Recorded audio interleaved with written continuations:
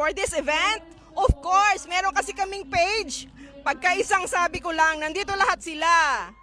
Naku, syempre, masayang-masaya kasi ngayon lang kami naka-experience na manood ng SEA Games. It's historical talaga.